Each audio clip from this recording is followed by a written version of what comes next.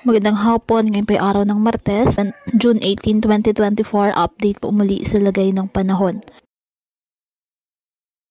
Sa kasalukuyan, isang low pressure area ang nabuo sa labas ng Philippine Area of Responsibility. Sa ngayon, mababa pa ang tsansa nito na maging bagyo, ngunit hindi pa rin inaalis ang posibilidad ng paglakas nito.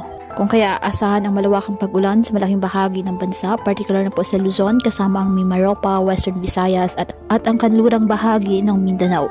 Ito ay dahil sa asahang paglapit ng low pressure area at muling paglakas ng habagat ngayong Huwebes hanggang sa weekend.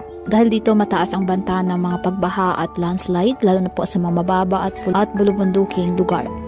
Kaya patuloy pa rin po natin na pinag-iingat ang ating mga kababayan sa banta po ng mga posibilidad ng pagbaha at pagguho ng lupa, lalo na kapag may malalakas na ulan.